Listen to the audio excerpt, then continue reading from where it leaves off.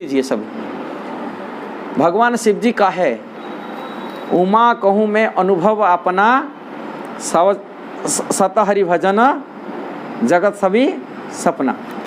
वास्तविक भगवान श्री कृष्ण की भजन ही एकमात्र है। ये है हम लोग मरने का समय में जो शरीर छोड़ता है मुर्दा को सुनाते हरि बोल सत्य है और सब ये है, और किंतु पहले इसको तैयार नहीं होते। कलयुग युग में साधन और कोई संसार में नहीं है। कलयुग युग में एक ही मात्र साधन है जो हरि नाम। नारद जी कह रहे हैं हरे नाम ही केवलम कलो नास्तेव नास्तेव नास्तेव गति न था। कलयुग युग में दूसरी कोई रास्ता नहीं, केवल भगवान श्री कृष्ण के नाम, श्री कृष्ण के नाम, श्री कृष्ण। श्री कृष्ण को हरि कहते हैं। हरि मतलब सभी को दुख हरण करने वाले, इसलिए उनके नाम हरि हैं। उनका प्रिया के नाम हरा है, हरि हरा। ये जो महामंत्र आप जप किए, महामंत्र जो हरे शब्द लिखा है श्रीमती राधा रानी को कहा जा रहा है। हरा संबोधन में उसको हरे कहते, जैसे राधा को संबोधन में राधे, अम्बा को संबोधन अम्बे, सीता को संबोधन सीते, ऐसे हरा को संबोधन में हरे कहते। हरे मतलब श्रीमती राधा रानी को कहा रहे आप सब कुछ दुख हरण करती हैं इसलिए आपको हरे बोलते। ठीक है, दुख हरण करने वाले श्रीमती राधा रानी। और भगवान का नाम कृष्ण है, और भगवान कृष्ण ही राम कहते हैं। भगवान के हजारों नाम है। भगवान आनंद देते, सबको सुख प्रदान करते इसलिए उनके नाम राम है, और सबको आकर्षित करते इसलिए उनका नाम कृष्ण है। कलि संतरण उपनिषद में नारद जी को उपदेश दिए ब्रह्मा जी कह रहे हैं हरे कृष्ण कृष्ण कृष्ण हरे हरे, हरे राम राम राम हरे हरे। इति षोडशकम नामनाम कलिकल्म सनासनम नातर परतर उपाय सर्ववेदेषु दृश्यते। बोले यही 16 नाम है जो कलिकल्म को नाश करने वाले हैं। नातर परतर उपाय, इससे व्यतिरिक्त दूसरा उपाय नहीं है। सर्ववेदेषु दृश्यते, सभी वेदों में ये देखा गया है। ये कौन बोल रहे हैं? ब्रह्मा जी कह रहे, कलि संतरण उपनिषद में कह रहे।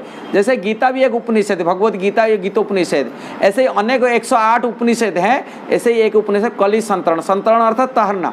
और कलि युग में भव संसार तहरने के लिए उपनिषद में वर्णन किया गया, इसलिए महामंत्र के पीछे लगा हुआ है तारक ब्रह्म महामंत्र। कलि युग का तारक ब्रह्म महामंत्र केवल महामंत्र है। कलि युग का तारक ब्रह्म महामंत्र यदि किसी को कहा जाए, पूछा जाए, चारों युग है, चारों युग के अलग अलग मंत्र होता है, प्रत्येक युगों का अलग अलग मंत्र होता है। इसके कलि युग का ये मंत्र है, कलि संतरण उपनिषद लिखा गया है, इसको होता है ब्रह्म तारक महामंत्र। अब भगवान भगवत गीता में कहे जो शास्त्र विधान अनुযাयी कार्य करते हैं उनको जीवन में सफलता मिलता है। इसलिए व्यक्ति को शास्त्र हिसाब से करना चाहिए, और शास्त्र को अवहेलना करते हुए, शास्त्र को न मानते हुए, अपनी मनमानी ढंग से कार्य करते हुए यदि कोई कार्य करता है उनके जीवन में कभी सिद्धि नहीं मिलेगा, ना सुख मिलेगा, ना परम गति की प्राप्ति कर सकते। भगवत गीता के 16 अध्याय की 23 नंबर श्लोक में भगवान ये बात बता रहे हैं। जम शास्त्र विधि मुस्तुर्जीय वर्तनते कर्मकारत न स सिद्धि न अपनोति न सुखम न पराम गति। जो शास्त्र विधान को अवहेलना करते हुए अपनी मनमानी ढंग से कार्य करता है, न सिद्धि मिलेगा, न सुख मिलेगा, न परम गति को प्राप्ति कर सकते। 24 नंबर श्लोक में भगवान कह रहे तस्मा शास्त्र प्रमाणते कार्यकारो व्यवस्थित हो ज्ञानत्वा शास्त्र विधान उक्त कर्म कर्तु महर्षि। इसलिए शास्त्र प्रमाण को ठीक ठीक करी जानकारी कार्य करना चाहिए, जैसे आप लोग प्रगति कर सकते। भगवान का उपदेश है भगवत गीता में, इसीलिए आप लोग शास्त्र में यही वर्णन किया गया। आजकल तरह तरह के गुरु होते, तरह तरह के मंत्र दे देते, बोले ये गुरु मंत्र, लोग बोलते गुरु मंत्र, किंतु शास्त्र में क्या लिखा है कोई गुरु नहीं बता रहे। असली गुरु वही होता जो शास्त्र की बात को बताते, शास्त्र में जो लिखा गया वही बात को रिपीट करता है। गुरु अपनी मन से करने वाले मेंटल स्पेकुलेशन होता है, मानसिक कल्पना करने वाले लोग। ऐसा अनेक भारत में आज कलि युग में प्रभावित होते, लोग भ्रम में पड़ते। इसीलिए नारद जी कह रहे हैं यदि कोई अवैष्णव से मंत्र दीक्षा लेता है उनको पुनः दीक्षा ले जाना चाहिए। कहाँ लिखा गया? ये नारदीय पंचरात्र में लिखे हैं। नारदीय पंचरात्र में नारद जी कह कोई अवैष्णव से यदि दीक्षा आदि लेके मंत्र ले रहा है, जप कर रहा है, उनको उसको त्याग करके वैष्णव गुरु से ग्रहण करना चाहिए। पद्म पुराण में कहा गया षट्कर्म निपुण वेदा मंत्र सद विशारदा अवैष्णव गुरु स्यात् वैष्णव सोपाचो गुरु। इसका अर्थ है यदि 6 कर्म 6 कर्म में निपुण वेद तंत्र में विशारद व्यक्ति है, ब्राह्मण है, माने ब्राह्मण ने विप्र है, विद्वान है, किंतु वो वैष्णव नहीं है, उसको त्याग कर देना चाहिए।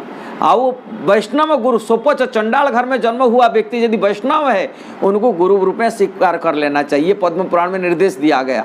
इसीलिए हम लोग बोले हमारे गुरु तो बड़े विद्वान है, महान है, किंतु क्या बोल रहे हैं, शास्त्र से बोल रहे हैं ना अपनी मन से बोल रहे हैं, वो देखना चाहिए, विचार करना चाहिए। किंतु कलयुग में यही देखा गया, जप करने के लिए ब्रह्मा जी कह रहे हैं आप भी जप करिए, ये जीवन में सुखी होइए। श्रील प्रभुपाद दुनिया को प्रचार किया, जो मेल्छ थे, जवन थे, मुसलमान थे, क्रिश्चियन थे, यहूदी थे, अमेरिकन थे, रशियन थे, कभी कृष्ण के नाम सुने नहीं थे, गाय के मांस खाते थे, शराब पीते थे, किंतु कृष्ण के नाम उन्होंने भजन दिए, प्रेरणा दिए, भक्ति किए। उनको यही महामंत्र जप करने का बात है। उनके सारी बुरी आदत, LSD, शराबी, नस्ली, CID सब खाते थे, अलग अलग नस्ली सब चीज़ खाते थे, सब छूट गया। उनके गाय के मांस का, आज लहसुन प्याज नहीं खाते, भगवान की प्रसाद खाते, भक्त हो गए, वैष्णव हो गए। ये नाम हरिनाम की प्रभाव है, कोई भी बुरी आदत खत्म हो जाएगा। सारी काम, क्रोध, लोभ, मद, मात्सर्य सभी आपके अंदर, जो हमारे अंदर में है, सारी बुरी आदत खत्म हो जाएगा और कृष्ण से प्रेम मिलेगा। कृष्ण के नाम जप करने से कृष्ण प्रेम मिलता और दुनिया नहीं मिलता, कृष्ण प्रेम मिलता। और कृष्ण प्रेम में कृष्ण मिलते, भगवान, दुनिया के मालिक, प्रभु, जो और दुनिया आप लोग का धन दौलत में, आपके ज्ञान, आपकी योग्यता, अपनी क्वालिफिकेशन में, आपके सुंदरता में भगवान प्रभावित नहीं होते। भगवान प्रभावित होते उनकी प्रेम से। कोई उनको प्रेम करता है, और प्रेम कहाँ से मिलता है? कृष्ण नाम से कलयुग में मिलता है। कृष्ण नाम से कृष्ण प्रेम मिलते हैं, कृष्ण प्रेम से कृष्ण मिलते हैं। और कृष्ण प्रेम कहाँ मिलता है? कृष्ण नाम से मिलता है। आप इसको जप करिए। इसलिए राधारानी की यदि असली कृपा यदि को पाने के लिए चाहे, यही कृपा है, असली कृपा। यहाँ लेके जाइए वृंदावन धाम से, इस्कॉन मंदिर आए, यह असली कृपा ये राधा रानी के, यही लेके जाइए और इसको अपना लीजिए लाइफ टाइम तक हो, जीवन भर तक, और कुछ नहीं। ठीक है, ये अच्छा लगा जरूर को हमारे एक यूट्यूब चैनल है, इसको ज़रूर सब्सक्राइब करिए, लाइक कमेंट दीजिए। हरि विजय दास के नाम पर है, इसमें करिए, आपको बहुत सुंदर सुंदर कथा मिलता रहेगा। हरे कृष्णा।